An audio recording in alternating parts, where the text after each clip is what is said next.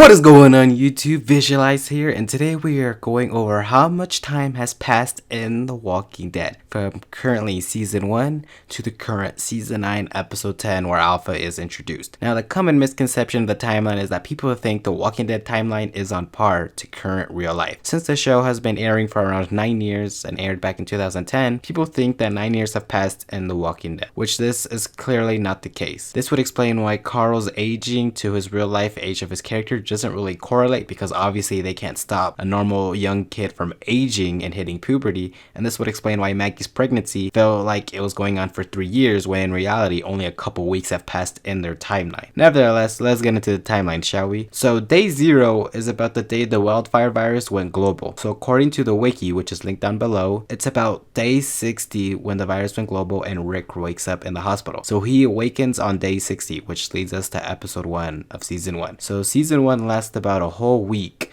leaving the end of season 1 at about day 67. And season 2 starts on day 68, and we know this because of Rick mentioning they had lost people the day before in the CDC. Smaller now. We lost another. Day before last.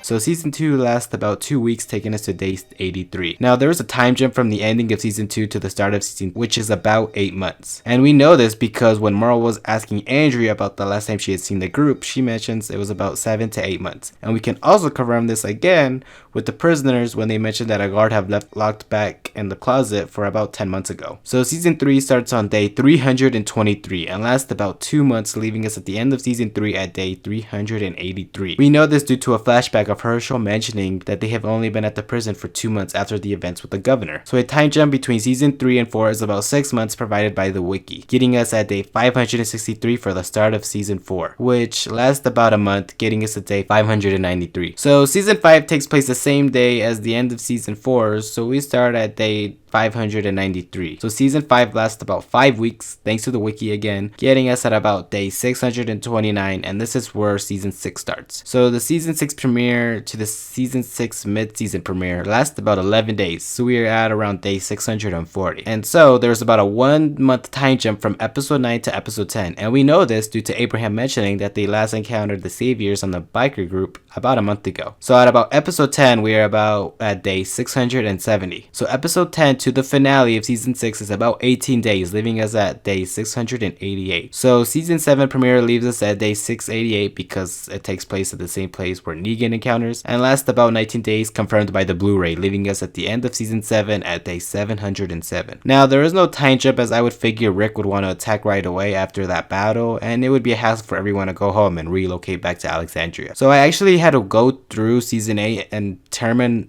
episode by episode what days have passed, because there hasn't really been an accurate amount of time that had passed by. And so to avoid confusion about this, I'm gonna use some dates to simplify the amount of time passed in season 8. So for example, we'll say that season 8 starts on a day such as May 13th, and that's where episodes 1 through 5 occur. So May 14th, which would be the next day, is where episodes 6, 10, 9 occur, where Carl dies, where he gets bit that morning on episode 6 and dies on that night of episode 9. May 15th occurs with episodes 10 through 12. May 16th is where episodes 13 through 14 occur. May 17th would be where episode 15 occurs, and May 18th would be where the season episode 16 or the finale occurs. So with this in hand, season 8 only lasts about a week, leaving us at the finale at day 714. Now on to season 8. So the actor Jesus, played by Tom Payne, confirmed that the time jump from the end of season 8 to the premiere of season 7 is around 18 months. So this starts season 9 at day 1260. Now according to the wiki, episodes 1 through episode 5, where Rick is gone, is about a week, leaving us at day 1267. So with a huge time jump from Rick's disappearance, Angela King actually confirmed on Talking Dead that the time jump from Rick's disappearance to the introduction of Judith is about 6 years. So of course 6 years times 365 is about 2190 days. So this would leave us at episode 16 at day 3457. And from episode 6 to episode 10, about 6 days have passed,